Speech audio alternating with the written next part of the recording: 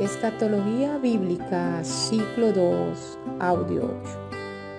Recordemos que la primera escatología que vimos fue la individual, en la cual se llevaron 7 audios. Ahora doy inicio al ciclo 2 con escatología general. Por eso es el audio número 8. Los temas al tratar son los siguientes: etimología del término venida, parausia, fanero, epifanía, apocalipsis o apocalipsis. El segundo punto del ciclo 2 son las escuelas escatológicas y sus doctrinas: pretribulacionista, tribulacionista y posttribulacionista. Así desarrollaremos el ciclo 2. Primer punto: etimología del término venida. Recordemos que la escatología estudia el destino final del individuo y del universo, aún después de la muerte también, y discute en algunos aspectos de sus estudios los eventos futuros que tienen que ver con la iglesia. Uno de los acontecimientos más importantes y anhelados por usted y por mí y por toda la iglesia que contempla la escatología es el arrebatamiento de la iglesia de Cristo. Para ello debemos estudiar el lenguaje bíblico que se utilizó para dicho término, en este caso, venida. Así nos dará mayor luz para conocer más sobre el tema. Entonces, iniciemos con parausia, que significa hacer aparecer o arribar. Y miremos los ejemplos bíblicos donde se puede utilizar o donde se utilizó la parausia. Primera carta a los Corintios, capítulo 15, versículo del 20 al 23. Mas ahora Cristo ha resucitado de los muertos, primicia de los que durmieron es hecho. Porque cuando la muerte entró por un hombre, también por un hombre la resurrección de los muertos. Porque si como en Adán todos mueren, también en Cristo todos serán vivificados. Pero cada uno en su debido orden: Cristo las primicias, luego los que son de Cristo en su venida. Santiago, carta a Santiago, capítulo 5, versículo 7, también deja ver la parausia. Sed pacientes y orad, dice la palabra de Dios. Por tanto, hermanos, tened paciencia hasta la venida, parausia, la venida del Señor. Mirad cómo el labrador espera el precioso fruto de la tierra, aguardando con paciencia hasta que reciba la lluvia temprana y tardía. Pero vamos a ver también dónde se utiliza la palabra fanero, que significa o es traducido a nuestro idioma como ser visto, brillar, aparecer. Y los ejemplos bíblicos donde aparece fanero es carta a los Colosenses capítulo 3 versículo 4. Cuando Cristo, vuestra vida, se manifieste, entonces vosotros también seréis manifiestos con Él en gloria. O sea, cuando Él se manifieste, o sea, se aparezca, el fanero. Ahí se utiliza la palabra fanero. Primera carta del apóstol Pedro, capítulo 5, versículo 4, también utiliza fanero. Y dice: y cuando aparezca, o sea, fanero, el príncipe de los pastores, vosotros recibiréis la corona incorruptible de gloria. Epifanía. Esta es la otra palabra que también viene para venida y es un término compuesto. Epi significa traer y fanes a la luz, por lo que indica traer a la luz, hacer brillar. Vamos a ver los ejemplos bíblicos donde aparece esa palabra. Mateo 24, 27. Porque como el relámpago que sale del oriente y se muestra hasta el occidente, así también la venida del Hijo del Hombre. Primera carta a Timoteo 6:14. que guardes el mandamiento sin mácula ni reprensión hasta la aparición de nuestro Señor Jesucristo. Y de estas 4, la última, la cuarta, apocalipsis. Es un término compuesto que con el prefijo apo, unido al término griego kaluto, indica describir, quitar el velo, lo que nosotros llamamos revelación, que es nuestro apocalipsis. Eso es lo que significa revelación.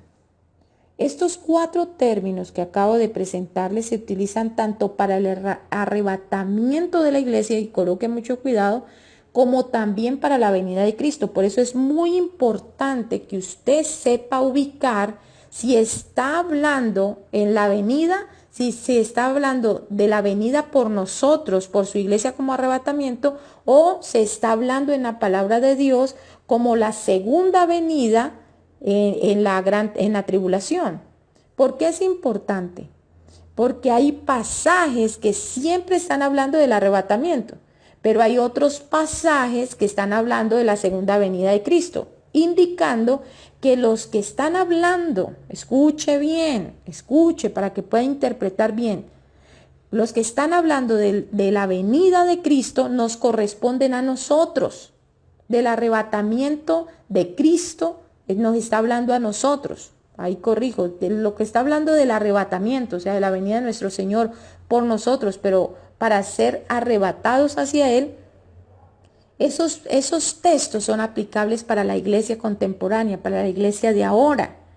Pero los textos que van a ser aplicables para la segunda venida no pertenecen a la iglesia. Y ahí es donde muchos están predicando textos que pertenecen a la segunda venida de Cristo, escuche bien, pero que están hablando de la segunda venida de Cristo, pero la están aplicando a la iglesia. A ver si me doy a entender, y espero que el Espíritu nos ilumine. Hay palabras que según su traducción, para nosotros es lo mismo. Brillar, arrebatar, venir, arribar, son lo mismo. Pero cuando uno lee el texto, el contexto, se da cuenta que unos son para el arrebatamiento y otros son para la segunda venida del Señor Jesucristo. Y esto es tremendo, porque hay prédicas que estamos en este tiempo contemporáneo, somos la iglesia y nos están tratando como si nosotros estuviéramos en la segunda venida de Cristo. Entonces, por eso la importancia de saber la etimología de la palabra, saber la raíz, de dónde viene, qué significa. Nuestro lenguaje español es demasiado amplio, mi hermano, demasiado. Y para nosotros muchas palabras son similares. Pero en el hebreo lo que querían decir y punto. En el griego un poco más amplio, pero el español, por favor, mi hermano, entiéndalo. Es demasiado. Nosotros podemos decir, siéntese en el asiento, siéntese en la banca, ahí está el butaco. Para ellos no. Entonces, por eso hay muchos errores en las interpretaciones de la palabra. Quiero dar el ejemplo de algunos que son para nosotros, o sea, que están hablando del arrebatamiento. Primera carta a los Corintios, capítulo 1, versículo 7, dice la palabra de Dios. De tal manera que nada os falte en ningún don, esperando la manifestación de nuestro Señor Jesucristo. Ahí deja ver nuestro amado apóstol Pablo, que debemos esperar la manifestación de que Cristo venga por nosotros. Carta a los Colosenses capítulo 3, versículo 4 dice, cuando Cristo, vuestra vida, se manifieste, entonces vosotros también seréis manifiestos con Él en gloria.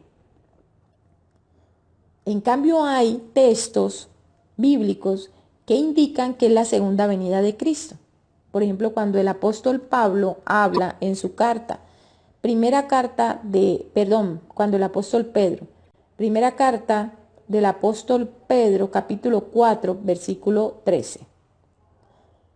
Sino gozaos por cuanto sois partícipe de los padecimientos de Cristo, para que también en la revelación de su gloria os gocéis con tal alegría. Escucha lo que dice Pedro. Sino gozaos por cuanto sois partícipe de los padecimientos de Cristo, para que también en la revelación de su gloria os gocéis con alegría. Y si usted lee la carta, va a ver que le está hablando al futuro, a los que se quedan. Segunda carta a los Tesalonicenses, capítulo 1, versículo 7. Escuche. Y a vosotros que sois atribulados. Y esto no lo pasan a nosotros. Y acá rato veo palabras en el Face que hablan de la segunda venida de Cristo sabiendo que no son aplicables para la iglesia. Dice Pablo a los tesalonicenses, y a vosotros que sois atribulados, daros reposo con nosotros cuando se manifieste el Señor Jesús desde el cielo con sus ángeles y su poder. Escuche bien, voy a volverlo a repetir. Y a vosotros que sois atribulados, o sea, los que están en tribulación, desen reposo los unos con los otros, dice, cuando se manifieste el Señor, o sea, desen reposo con nosotros. Esto indica que están atribulados, pero entiendan que si Cristo vino y nos arrebató a nosotros, también vendrá por segunda vez. Escuche, escuche, vuelvo a leer. Daros reposo con nosotros. Cuando se manifieste el Señor Jesús desde el cielo con sus ángeles de su poder. Entonces, los que se quedan, está hablando de la segunda venida, están atribulados, dice, tomen reposo en nosotros. Si Cristo vino por nosotros, volverá otra vez por ustedes. Lucas 17:30 dice la palabra de Dios. Así será el día en el que el Hijo del Hombre se manifieste. Y lea Lucas 17 y se va a dar cuenta de que está hablando, Jesús está hablando de su segunda venida. Entendamos que cualquier término que se haya utilizado es aceptable, ya que no modifica ni distorsiona etimológicamente la verdad escrita. Pero sí hay que tener en cuenta dónde es aplicable. El concepto del término arrebatamiento en el sentido etimológico en el griego, existen 3 términos para hacer referencia al arrebatamiento, de los cuales vamos a solo analizar 2. Sunarpazo, escuche que esto es muy importante, en el sentido etimológico indica apoderarse a la fuerza. Es el acto de llevarse algo en forma repentina usando la violencia, y lo que se lleva o lo que ocupa no le pertenece. Ese es el término que se ajusta al rapto, vocablo utilizado en el lenguaje de la iglesia, ahora contemporánea. Ese término no se debe usar. Por eso el rapto de la iglesia, el Señor viene a raptar la iglesia. No, eso es una palabra hebrea que significa sunarpazo. Y vuelvo y repito, es algo que se toma con violencia o se posee con violencia. Pero lo que está tomando en ese grado de violencia no le pertenece. Y por ejemplo, la palabra sunarpazo se utiliza en la posesión de un demonio. Lucas 8:29. Porque mandaba al espíritu inmundo que saliera del hombre, pues hacía mucho tiempo que se había apoderado de él, y le ataba con cadenas y grillos, pero rompiendo las cadenas era impedido por el demonio,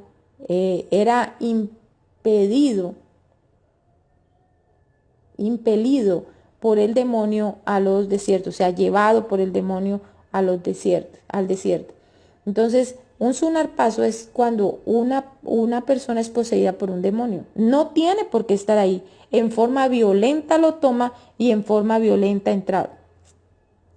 También el sunarpazo se utiliza cuando el viento arremete con una embarcación. Recuerdan en el tiempo del apóstol Pablo que expresaba, Hechos 27:15 dice, y siendo arrebatada la nave y no pudiendo poner proa al viento, nos abandonamos a él y nos dejamos llevar. Entonces, ya no más rapto. Cuando usted escuche a alguien que el rapto, diga, no, hermano, no es rapto, porque rapto es tomar algo a la violencia, a la fuerza, y lo que alguien se lleva no le pertenece. La palabra correcta es arpazo. Arpazo. Indica llevarse algo en forma súbita o repentina, sin usar la violencia. Y lo que se está llevando le pertenece. Este fue el término que se utilizó. Ese es el término que el apóstol Pablo coloca cuando hace referencia al traslado de la iglesia o el arrebatamiento, ya que Cristo no nos viene a raptar, no viene a robar, sino que viene a arrebatar. Nosotros le pertenecemos, ya que Él nos pagó a precio de sangre. Primera carta a Tesalonicenses, capítulo 4, versículo 17. Luego nosotros los que vivimos, porque Pablo ahí se está incluyendo, los que hayamos quedado, seremos arrebatados juntamente con ellos en las nubes para recibir al Señor en el aire, y así estaremos siempre con Él. Doctrinas y escuelas escatológicas. Estudiaremos los diferentes pensamientos escatológicos de las escuelas a través del tiempo. Definiremos sus teorías referente a la venida de Cristo por su iglesia, usando los principios de la hermenéutica como medios de interpretación bíblica. Algunas teorías, al estudiarlas, perderán fuerza en la escatología y se pueden considerar como falsas doctrinas. La posición más antigua con respecto o en cuanto a la venida del Señor o el arrebatamiento de la iglesia es la post-tribulacionista.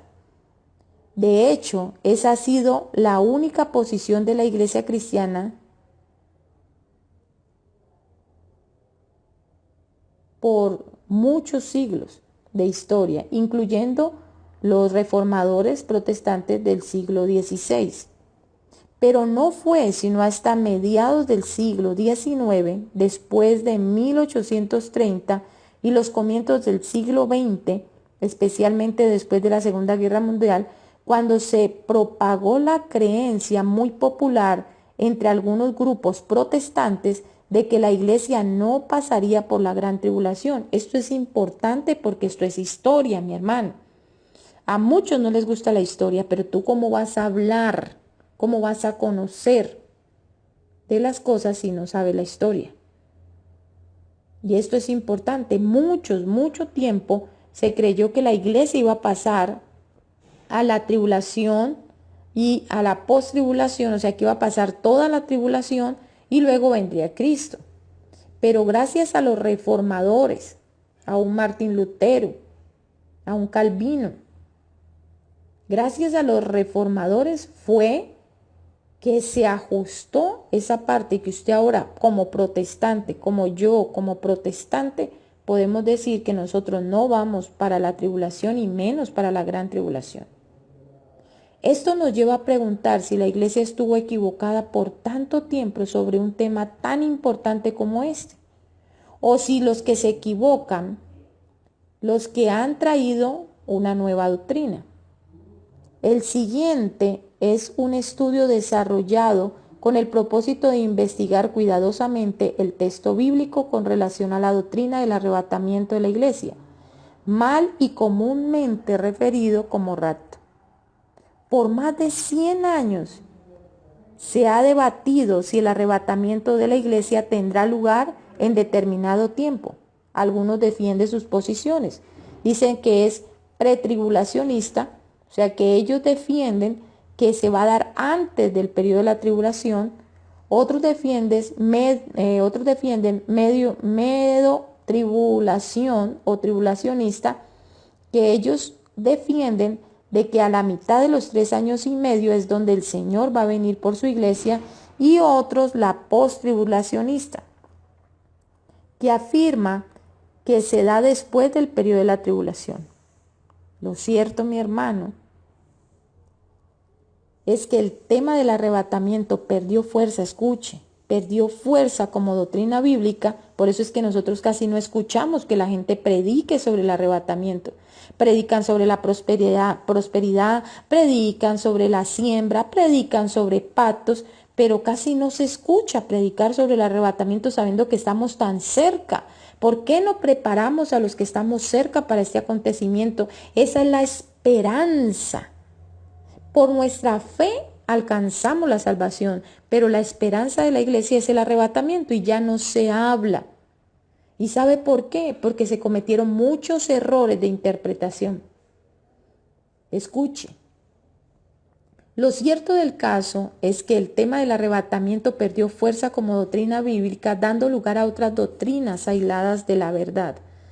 Por el hecho de que los que defendieron esta doctrina del arrebatamiento de la iglesia antes de la gran tribulación utilizaron textos que no tenían nada que ver con dicho evento del arrebatamiento. Entonces, si ellos se apoyaban en textos bíblicos que no tenían nada que ver, cuando las personas empezaron a estudiar, se dieron cuenta que ese texto estaba fuera del contexto. Se dieron cuenta que no estaban hablando de la iglesia, sino que estaban hablando de la post-tribulación. Y ellos empezaron a estudiar, entonces empezaron a quitar. Y muchos predicadores en la actualidad todavía siguen apoyándose en el error que cometieron nuestros primeros padres. Y voy a mencionárselo. Mateo capítulo 24, versículo 40, dice la palabra de Dios. Entonces estarán dos en el campo, el uno será tomado y el otro será dejado. ¿Cuántas veces no nos predicaron que eso tenía que ver con la iglesia? Pero que ahora usted y yo, a través de la luz de la palabra, a través de lo que no solo leemos, sino que escudriñamos, nos damos cuenta que no es así. Mateo 22, 14. Porque muchos son los llamados y pocos los elegidos. La aplicaron a la iglesia, mi hermano, y la iglesia no tenía nada que ver en ese entonces. Incluso ni siquiera había nacido. Mateo 25, del 1 al 13, la parábola de las 10 vírgenes, que esa usted se la sabe. Siempre nos decían que 5 sensatas y 5 insensatas, y predicaron sobre eso, mi hermano. Y qué tremendo. No tuvo nada que ver, ni tiene nada que ver con la iglesia. Mateo 13, 25, 30 dice, parábola del trigo y la cizaña. Pero dice la palabra de Dios, pero mientras dormían los hombres, vino su enemigo y sembró cizaña entre el trigo y se fue. Y cuando salió la hierba y dio fruto, entonces apareció también la cizaña. Vieron entonces los siervos del padre de familia y le dijeron, Señor, ¿no sembraste buena semilla en tu campo? ¿De dónde pues tienes cizaña? Él les dijo, un enemigo ha hecho esto. Y los siervos le dijeron, ¿quieres pues que vayamos y la arranquemos? Él les dijo, no sea que al arrancar la cizaña arranquéis también con ella el trigo. Dejad crecer juntamente lo uno con lo otro hasta la siega, y al final del tiempo de la siega, yo diré a los segadores, recoged primero la cizaña y atadla en manojos para quemarla, pero recoged el trigo en mi granero. ¿La hemos oído? Sí, la hemos oído. Y tal vez hasta muchas, créanme, los que al principio cuando empecé, yo la predicaba como para la iglesia y no tenía nada que ver. Mateo capítulo 13, versículo del 47 al 50. Leo la palabra de Dios. Parábola de la red. Asimismo, el reino de los cielos es semejante a una red, que echándola en el mar recoge toda clase de peces. Y una vez llena, la sacan a la orilla, y sentados recogen lo bueno en cestas, y lo malo lo echan afuera. Así será el fin del siglo. Saldrán los ángeles y apartarán a los malos de entre los justos, y los echarán en el horno de fuego. Ahí será el lloro y el crujir de dientes. Según la alineación de pensamiento, estos textos y parábolas no tienen nada que ver con la iglesia, y se produjo un gran tropiezo en la historia para que muchos descartaran el hecho de que el arrebatamiento se diera antes de la tribulación. Pero el hecho de no tener bases y fundamentos en la Biblia para aquellos que defendieron el arrebatamiento de la iglesia en los primeros siglos no niega dicho acontecimiento. Es más, el apóstol Pablo fue un defensor acérrimo de dicho acontecimiento hasta el punto que demarcó el traslado de la iglesia como inminente, ya que se contaba entre los vivos cuando este acontecimiento sucediera. Aún Pablo presenta en una sola carta el arrebatamiento de la iglesia y según la segunda venida y hace una separación gramatical de la historia y la separa un evento del otro. La Biblia no es solo para leerla, sino interpretarla. Muchas veces no se tiene en cuenta muchas bases para que a la luz de la palabra quede más que claro lo que el autor anunció. Hay que tener en cuenta los medios de interpretación bíblica, la hilación de pensamiento, la gramática y todo lo que se necesite para aplicarla al estudio de las Escrituras.